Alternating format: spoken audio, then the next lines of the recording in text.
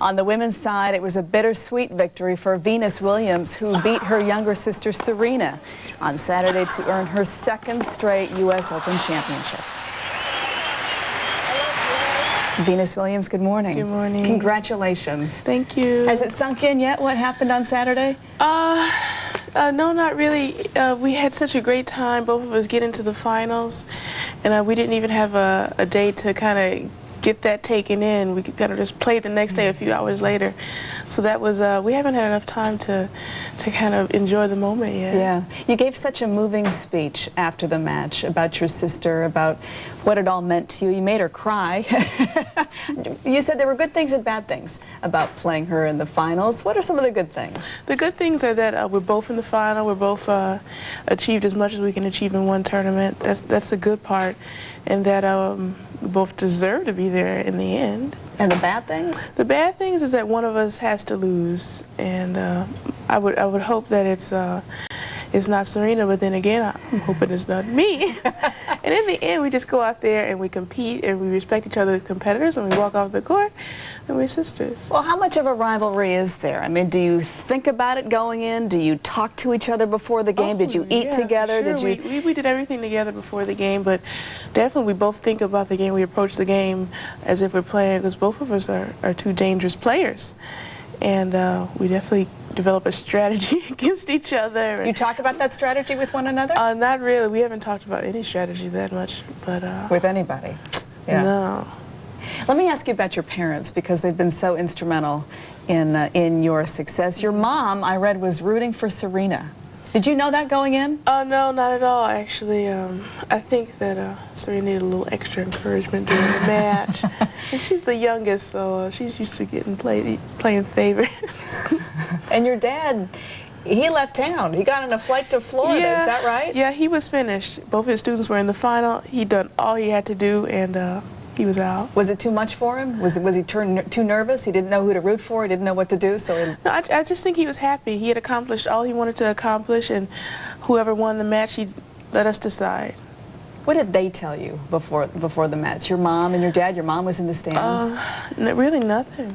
Nothing at all. We kind of went out on the practice court on our own and warmed up, got ourselves ready, and I guess the rest is history. You walked into an incredible stadium on Saturday. I mean, you really know how to draw a crowd. There were sold-out stadiums, celebrities in record number, Diana Ross singing the national anthem. You said the atmosphere was weird. What did you mean by that? Oh, I don't recall saying the atmosphere was weird. I remember saying the atmosphere was wonderful. I loved it. It was really just being like at a Super Bowl match, and the opening ceremony with the fireworks and the songs. It was wonderful. I had a great time. And walking in there with your sister? No, it was great. We walked out there as competitors. We walked out there in our first Grand Slam final together. And really, looking back, there's nothing else I would have liked to have done. Maybe I was reading something into this, but as I was watching you with that last serve, that match point serve, I saw on your face something that said, I know I'm going to win this, but I sort of don't want to win this because it's my sister. What were you thinking at that moment? I did want to win, because every time that I lost a point, I realized that I did want to win. But every time I won a point, I realized I wanted her to win too.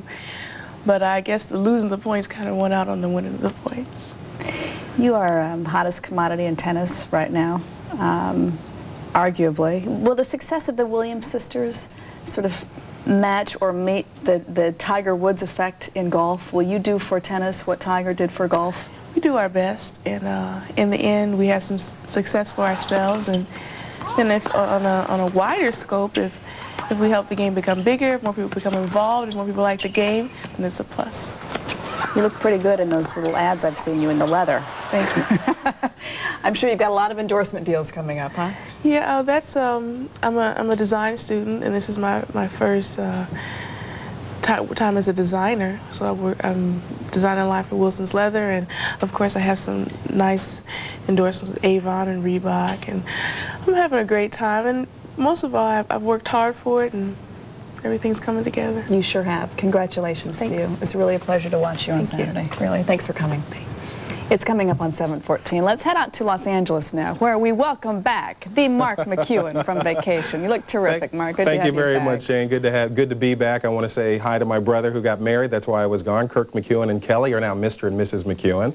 And tell Venus I was holding up Maya so she could watch Venus play against her sister, so she'll remember. She's 6. But this was a big deal. History. Congratulations to Venus. Let's show you what's going on around the country. Bada bing, bada boom. Here we go.